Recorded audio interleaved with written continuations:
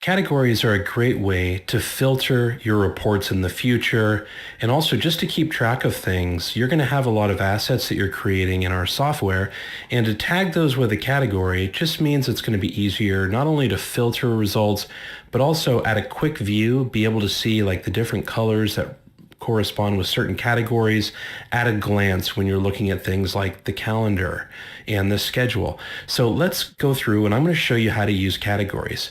So I'm creating a social post, and as you can see, there's several default categories in your account.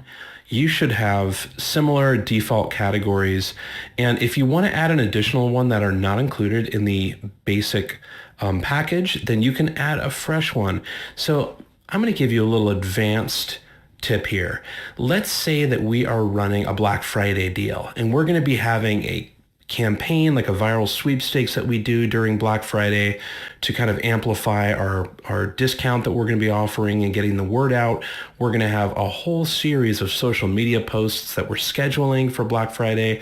So let's create a whole separate category. So when the campaign ends and the CEO asks us, well, how did your marketing do for Black Friday?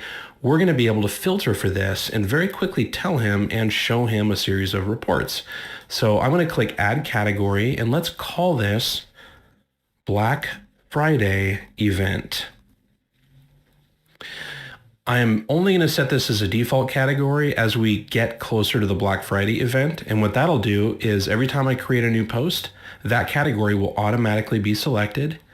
So I'm going to make this red because it's going to be a discount. It's going to be a lot of hype during this event. So I think red really is suitable here. And I'm going to optimize send times for sales.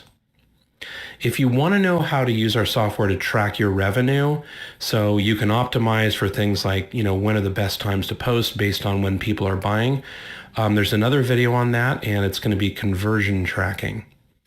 So the next thing I want to do is create a campaign bar on the calendar for this category. Now, in most cases, you're not going to need to do this, but because there will be a campaign, a viral sweepstakes that we create that corresponds with a very specific time frame for this event, I'm going to create a campaign bar on the calendar that runs for a specific period of time. So this is going to happen very late in the year. So let's go up here.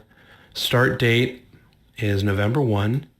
And then our Black Friday deal is going to end December 2nd. So that gives us a nice date range. So when we go and look at our calendar in another training session, you're going to see there's going to be a campaign bar in November only for this period. And that just lets everybody on the team know when they're looking at the marketing calendar, oh, wait a minute, this is Black Friday. We might not want to load this up too much with things like blog posts and other educational content. Check this box if you want to associate it with the campaign. Remember, we're going to be doing a viral sweepstakes.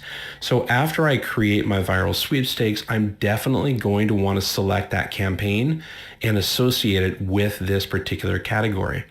And what that will do is anytime I'm running filters for my reports, it's going to include the result of that campaign. And if I'm in the calendar, it's going to automatically have the calendar item for all of the events that go along with that viral sweepstakes, like it's time to notify the winner. All of that will be in red because that is the color of the category. It's a great visual prompt to let you know that belongs to a certain category. I'm going to click Save, and now I will always be able to select Black Friday event when it's time to post new things.